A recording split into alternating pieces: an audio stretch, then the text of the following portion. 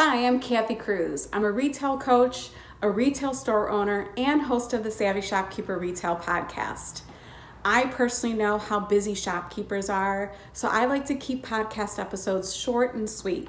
These bite-sized podcast episodes, though, they're full of value because I want to help you work less, profit more, and grow your business. This short video introduction is going to be followed by a podcast episode, so feel free to multitask, especially if you have your AirPods in. But sometimes you're going to want to take notes. And don't forget to subscribe to this YouTube channel so you get notified every time I publish a new podcast episode or a new video. Thank you for watching and thank you for listening. Independent retail business can mean so many things these days. A brick and mortar store, an e-commerce business, a maker's online shop, a booth at an antique mall, and more.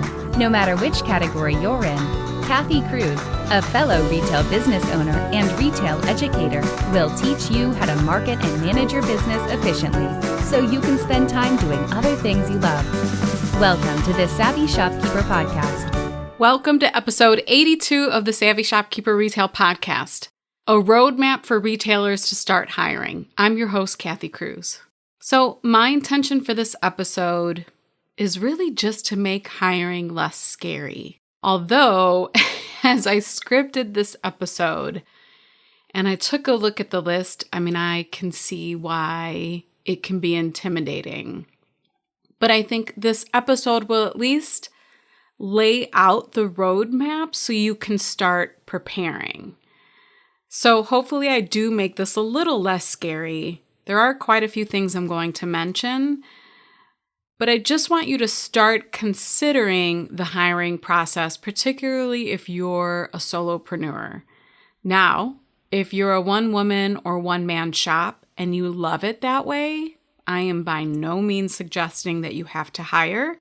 This is for the retailer, whether you're in a studio in your home and need help so you can scale, or whether you're a brick and mortar store owner so you can grow that business.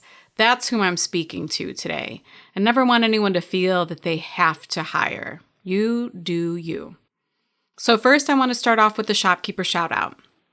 And this one is for Emily Boone of Buy a Thread Boutique. Emily DM'd me on Instagram and she said, "Loved your most recent podcast about discounting and aging inventory. I've personally put things back and reintroduced them and have been 100% successful with doing so. Another way I've moved older pieces is a sidewalk sale. I did that 2 weeks ago and moved a lot of stale items. I also do bundles on styles that I'm heavy on and are slow moving, such as denim and whatnot. These have been the most helpful for me. Thank you for sharing your suggestions too. Always feels good when others are validating what you're doing." And Emily actually wasn't the only one who told me that too. I think in the Shopkeepers Lab, there was a conversation about this. And another group member said the same thing, that she listened and she actually didn't learn anything new, but it was nice to be validated. So thank you to everyone for the feedback. I always appreciate DMs on Instagram. Emily, I appreciate it. Hope you DM me again in the future. Let's get started on episode 82. If we want our retail businesses to scale and grow, we can't do it alone, right? I want to say it again. If we or you want your retail business to scale and grow, you can't do it alone. So this means hiring, but hiring means we need to have some type of system in place. And yes, of course, you can wing it, and I'm sure many of you have. I know I've winged plenty in my business, but if I can give you a roadmap to help you prepare, that's going to be much more than anyone ever did for me. So again, I really hope you find this episode helpful. In Master Shopkeepers, that's our mastermind for brick and mortar retail store owners, we're lucky to have a good friend of mine. She's actually a really good friend of my husband's, Stacy. She joined us as a guest expert in Master Shopkeepers over the past year. She's a human resources expert who works full-time, but she was really intrigued about what I was doing with Savvy Shopkeeper, and we talked about the gap and the need for information in the human resources module in the academy. And she was willing to come in and talk to us and educate us and provide some insight. And I'm so grateful for it. She is the biggest reason why the Human Resources module in the Shopkeepers Lab is as valuable as it is right now. One thing Stacy said while she was a guest expert in our group, and it really stood out, was she said, Human Resources is an advocate for the employee and the business owner. This is a reminder that you don't set up systems just for the employee, but you actually do it for yourself too, as the owner. Shopkeepers across the country are expanding and opening up new locations by partnering with Honeycomb. Forward-thinking entrepreneurs like you that created your business for your consumers are unlocking much-needed funding by allowing your community and superfans to invest directly into your growth. To learn more about how community capital can help you open your next location while embracing your ability to market your brand and increase consumer engagement, visit honeycombcredit.com/brand. That's honeycombcredit.com/brand. So I have 10 things that I want you, or that'll help you prepare and plan for hiring. Again, it's the same with the shipping guide that I offer. I give a checklist with the shipping guide, and you'll find that in the Shopkeepers Academy. But I give a checklist with the guide because the guide can feel like quite a bit to do. And if you have a checklist, it's kind of nice to go one by one and think, okay, I'm getting to the point where I can actually confidently feel like I'm prepared to start shipping items from my online store. And the checklist is a way to help you get there, rather than feeling like, I don't know if I've done it all. I love a good checklist. So essentially, this episode is kind of a checklist for you to just start to chip away at the pieces and the parts that you need to set up the system to start hiring. So the first one is you want to write your job description. Whatever it is that you're looking to hire, you want to write a good description. And Stacy's recommended just to keep it short and sweet, maybe 10 bullet points, higher level. And then you want to list the experience required at the end of that job description. Stacy also recommends hiring for a specific role, or if you hire someone to handle multiple tasks, make sure those tasks align with each other.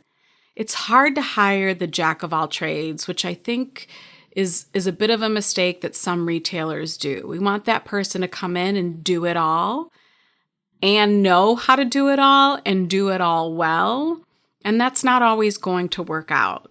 For the first time hire, you shouldn't have the purple unicorn expectations.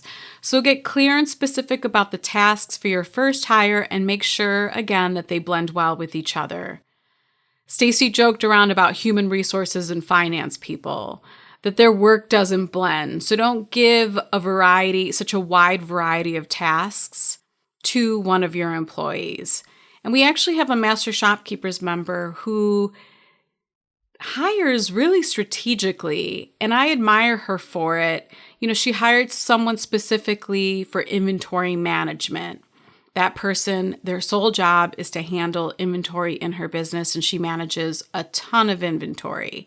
I think she hired someone for sales. I think she hired someone for maybe more administrative social media tasks. So just keep that in mind when you're writing that job description. Who is it that you're looking for, and what are they going to do? The second one is to have a hiring application. And this application doesn't have to be fancy. We have a simple template in the Shopkeepers Lab. If you're a member, go into the Human Resources module in the Shopkeepers Lab in the Shopkeepers Academy. And the application is just something where you want to document the potential hire's information. The basics, you might add some other questions on there. But there is a template. Make sure you have something to actually document the application process for that new hire. And then the third one is where to find employees. And I guess this isn't so much something you can check off your list, but something to think about or something to consider. And this topic has come up several times in both of our groups. And people have mentioned Indeed, LinkedIn, Craigslist, local Facebook groups. But the other thing that I want to mention is a lot of retail store owners just seem to find their employees through their own network, either through their own Facebook business page or their personal page, and posting the opportunity to see if anyone they know or friends of, their friends might be potentially interested in these jobs.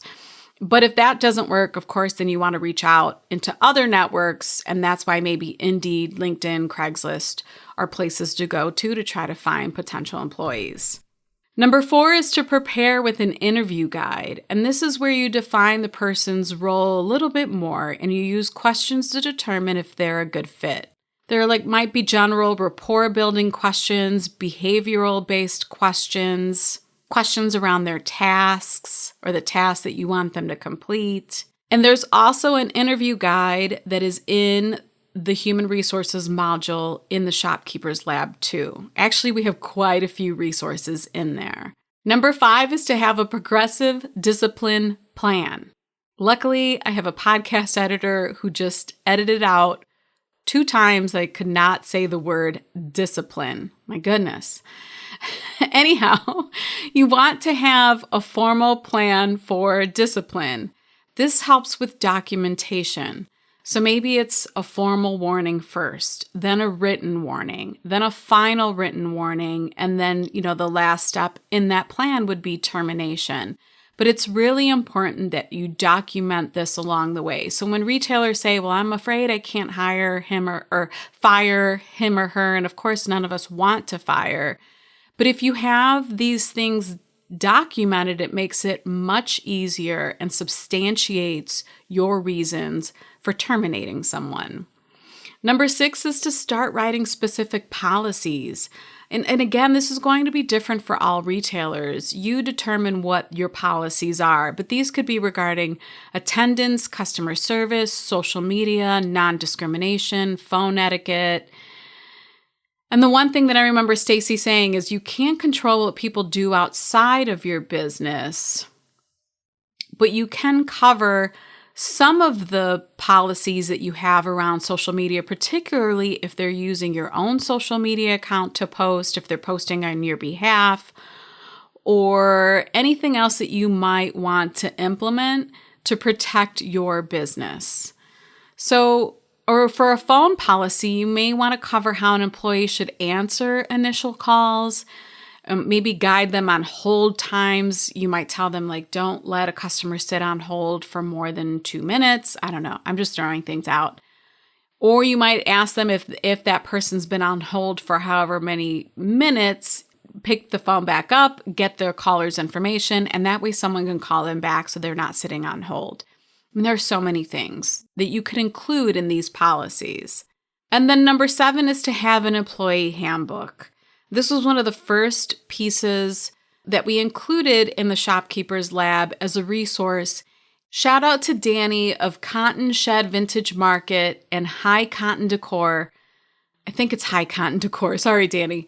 But I want to make sure that I mention Danny because she generously provided it and said, yes, other members can use it. And we went ahead and went into the handbook that she provided and kind of scrubbed it to make it more of a template so that other retailers can use it. And this is really important because a template can be so helpful to retailers. It's the one thing I'm finding is that many of you will tell me yes, I know what it is I need to do, but I don't have the time to build a 20, 30-page handbook. And that's why this was so helpful and why I'm so grateful to Danny that she provided it, because maybe it's not the perfect handbook for anyone or everyone, but it will give you a great start and it will save you hours of work. Now, a handbook covers basic employment rules, some of your policies. It might be hours of work, policies regarding vacation and holidays, overtime, all of that stuff. And yes, a handbook can be pretty lengthy, but it's really important that you clearly communicate how your business is run or what your expectations are for that employee. It's, I guess, more of what a handbook covers. It's really important that you have that done and that your employees and your team members understand that, or maybe even that they sign off on it before their first week. And then if we move on to like higher level human resources things or tools or resources, this would lead to step number 8, which is building an onboarding plan. And this is something that's offered in Master Shopkeepers. So for the Master Shopkeepers members, if you're interested in this, you're going to go into the files in the Master Shopkeepers group. And what Stacy provided was a 4-part onboarding plan. Week 1, she titled Acclimate. Month 1, Integrate. The 60-day plan is Celebrate, and a 90-day plan is Accelerate. I loved this because you all know I love a good system. So this is a process you'll go through with each employee. You're training them and checking in with them at the same time. Stacy also suggested that it's okay to make this process formal. Someone said, oh, it can feel corporate. And yeah, you know what? That's actually good. That's establishing that you're a business owner. And this is a great example. When I say boss up, this applies here. This is the time where you want to establish, yes, you can be kind, compassionate, a nice business owner, but you have boundaries and you have rules, and there is absolutely nothing wrong with that. So go ahead and make it feel formal. It doesn't mean that you're a bad business owner or mean for doing it. I'm so excited to announce that Tundra is the official signature sponsor of the 2021 Savvy Shopkeeper Retreat. Tundra is an online wholesale marketplace for retailers and suppliers. What I really like about Tundra is that they eliminate transaction fees and markups. As a result, Tundra empowers us, both buyers and suppliers, to keep reinvesting in ourselves. As a store owner myself, I appreciate that ordering from Tundra keeps my store fresh with new, novel, and seasonal products. And if you didn't know, Tundra also offers a pro membership, so you save even more with free shipping site-wide. Ordering on Tundra saves us, retailers, time.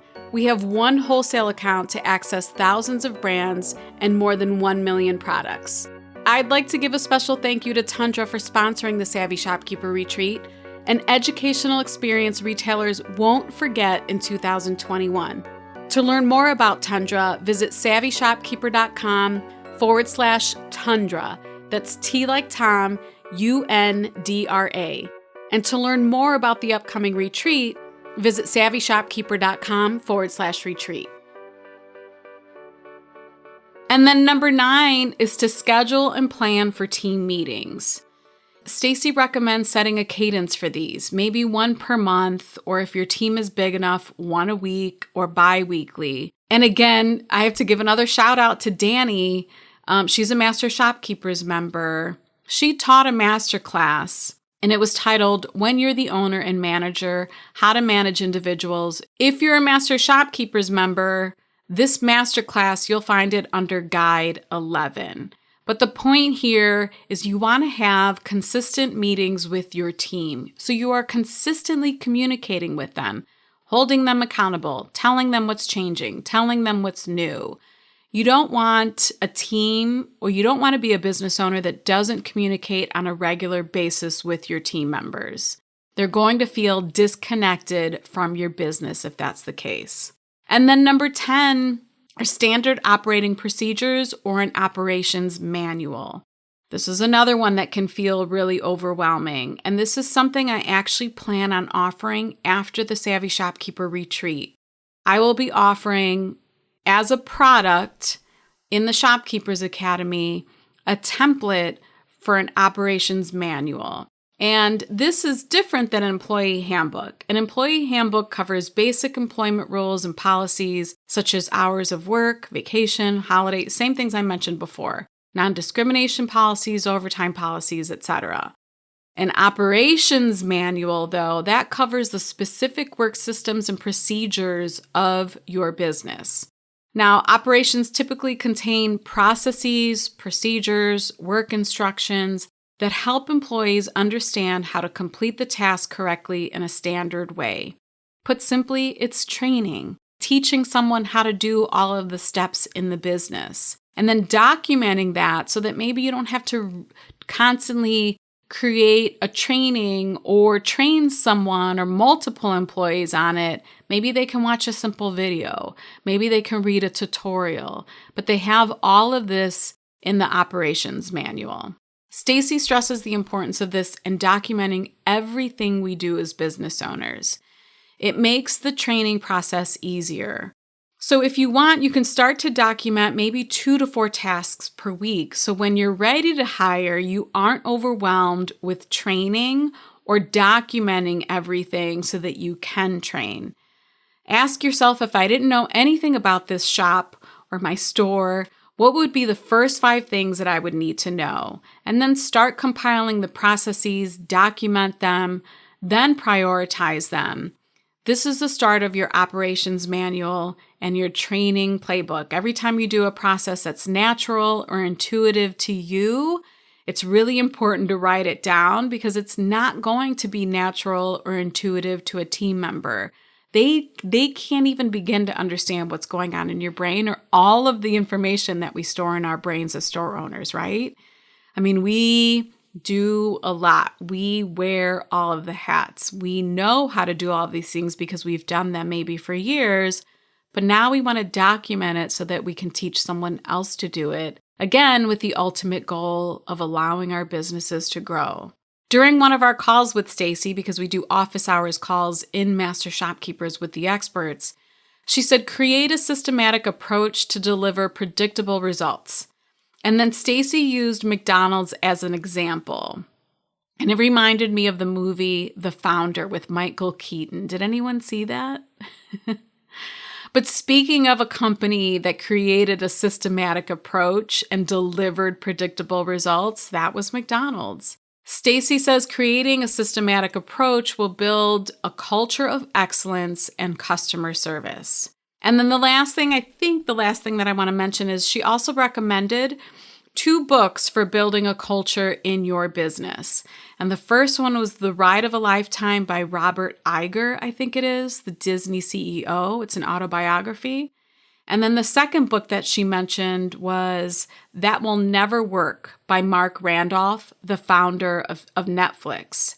Now, I haven't read these books yet. I can't tell you if they're good or not. I can't tell you that I found value out of them because, again, I haven't read them. But they are definitely on my list because she recommended them. She said they're inspiring and they're an example of taking what you have and making it scalable and manageable. So, there are even more resources in the lab under the HR module. I think we call it the people and culture module. Like how to determine if an employee should be a subcontractor or on payroll. There's a guide on employee benefits, and that includes like the must-haves and the nice-to-haves. So I guess to summarize or to wrap this up, I can see why hiring can feel so overwhelming. But if you are ready to go from solopreneur to scaling retailer, then you have to boss up. And I just want to say, Stacy, we can't begin to thank you enough. Having these pre-made document lessons, the burden on so many shopkeepers who feel that starting from scratch is just too overwhelming. And I know for sure that having all of these tools have helped group members move forward, start hiring and building their teams, and it is allowing them to grow. It's allowing them to generate more revenue. It's allowing them to bring in products that they've always wanted to bring in. It's allowing them to spend some time on their businesses, focusing on the numbers, the financials, the inventory, the turnover, looking at all of that information to help their businesses grow. So if you want to see the show notes to this episode or find links to anything I mentioned, you can visit my blog at savvyshopkeeper.com/episode 82. And if you want to join the Shopkeepers Lab, you can visit the Shopkeepers Academy, and I'll give you the link. We'll be sure to link that in the show notes.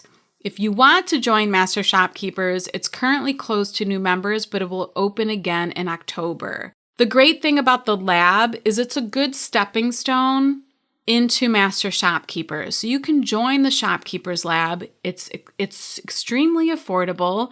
It's month to month. There's no long-term commitment. And the reason I do this is because I wanted to be able to provide an affordable, easy place to connect with other retail store owners, to get valuable information to help your businesses, to provide downloadable resources so you don't have to build things from scratch.